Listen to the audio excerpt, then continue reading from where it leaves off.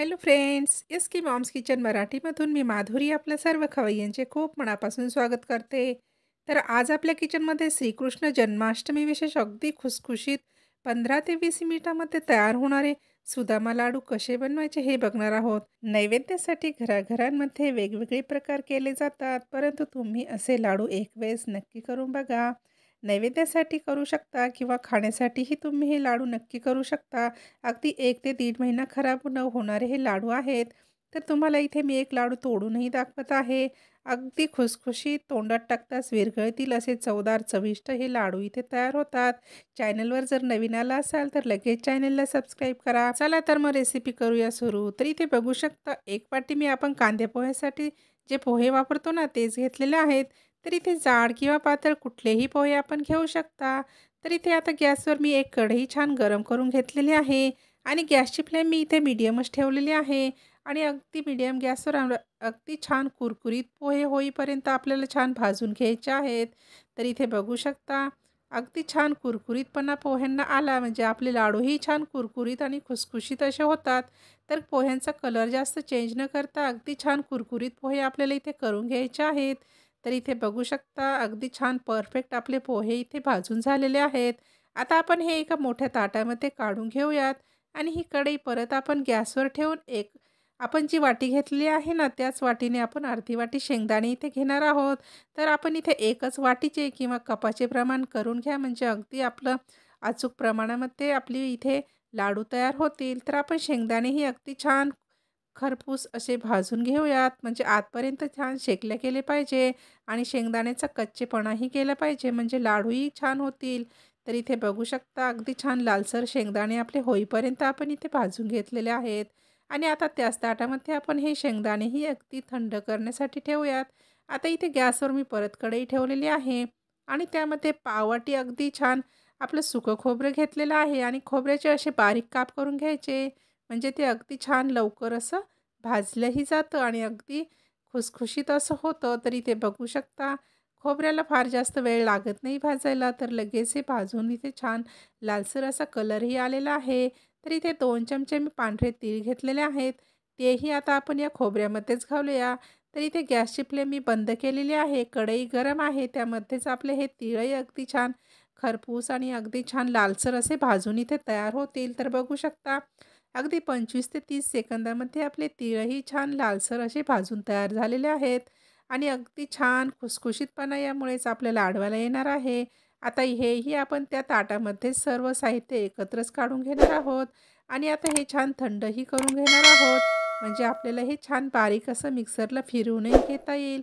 तर इथे बघू शकता आपलं साहित्य आता छान थंड करून आपण घेऊया. तर आता हे साहित्य आपलं अगदी व्यवस्थित थंड झालेलं आहे आणि इथे पोहेही बघा हातावर जरी कुस्करले तरीही छान बारीक असे होत आहेत म्हणजे हे छान परफेक्ट असे भाजले गेलेले आहेत. तर आता आपण इथे छोटं मिक्सरचं भांडं घेऊयात आणि त्यामध्ये आपण हे पोहे, खोबरं आणि तीळ अगदी व्यवस्थित छान फाईन पावडर करून घेऊयात. तर इथे बघू शकता पोह्यासोबतच मी खोबरं आणि तीळही घालत आहे म्हणजे हे तिन्हीही अगदी छान बारीक असं होईल. त्यासोबतच मी इथे अगदी 2 विलायची घालत आहे म्हणजे आपल्या लाडवांना छान विलायचीचा फ्लेवरही येईल. आता हे छान बारीक असं करून घेतलेलं आहे ते बघू शकता.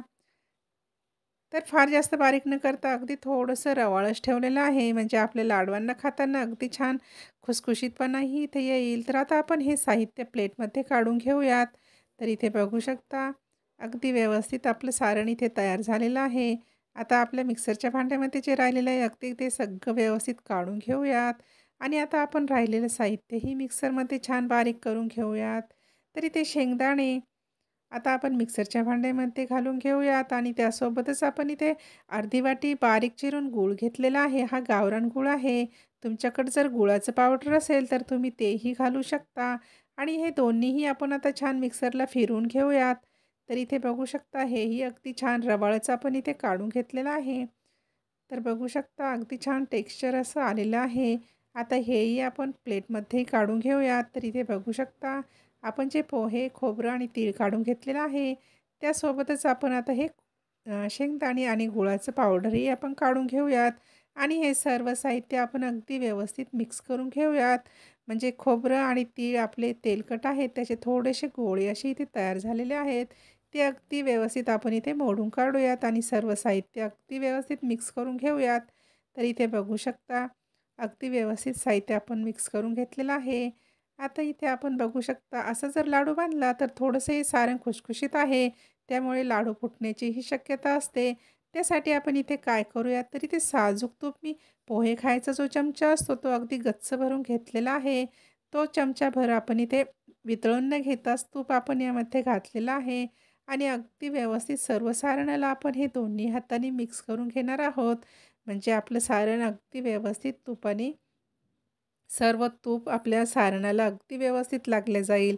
तर इथे बघू शकता अगदी व्यवस्थित आपण हे मिक्स करून घेणार आहोत. तुम्हाला जर वाटत असेल आणखीनही थोडंसं सारण आपलं खुसखुशीत आहे, तर मी आणखीन 1 चमचा इथे घेतलेला आहे आणि हेही आपण अगदी व्यवस्थित मिक्स करून घेऊयात. म्हणजे आपले लाडू अगदी छान परफेक्ट असे इथे तयार होतील. त्याचसोबत मी इथे भोपळ्याच्या बिया घेतलेल्या आहेत. ह्या खूप पौष्टिक असतात. तुम्हाला जर दुसरे कुठले ड्रायफ्रुट्स घालायचे असेल, तर तुम्हीही तेही तुमच्या आवडीनुसार घालू शकता. आणि आता आपण इथे छान लाडू वळून घेऊयात. तर इथे बघू शकता, आपल्याला हवे त्या आकाराचे आपण इथे सारण घेऊन लाडू छान अगदी गोल गरगरीत वळून घेऊ शकता. तर इथे बघू शकता, अशा प्रकारे छान लाडूला साहित्याला आपला दाब देतच अगदी हातामध्ये घोळवत अशा प्रकारे लाडू छान गोल गरगरीत वळून घ्यायचा आहे. आणि यावरच आपण छानपैकी 1 चमचा मी खसखस घेतलेली आहे.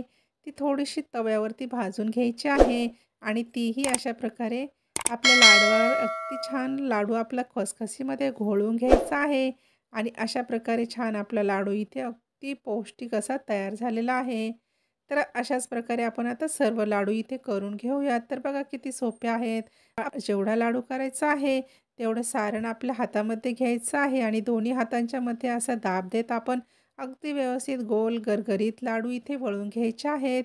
आहे की नाही अगदी साधी सोपी रेसिपी. तुम्हीही एक वेळेस नक्की करून बघा आणि असेच लाडू आपण इथे ती सर्व तयार करून घेतलेले आहेत.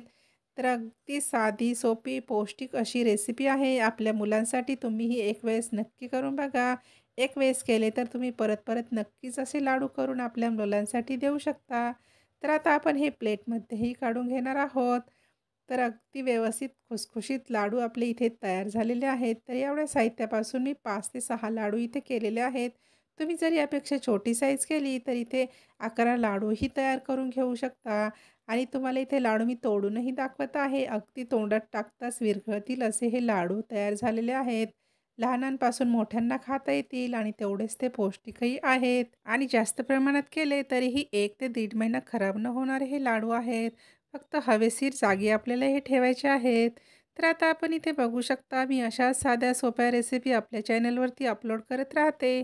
तुम्हाला जर आवडत असतील तर तुम्ही आपल्या चॅनलला नक्की सबस्क्राईब करा आणि हो, लाईक करायला मात्र विसरू नका बरं. आणि जास्तीत जास्त आपल्या मित्रमैत्रिणी आणि नातेवाईकांमध्येही शेअर करा. चला तर भेटूया आता आपल्या पुढच्या नवीन येणाऱ्या मस्त आणि जबरदस्त अशा रेसिपीमध्ये. तोपर्यंत मस्त खा आणि स्वस्त रहा. चला तर मग बाय.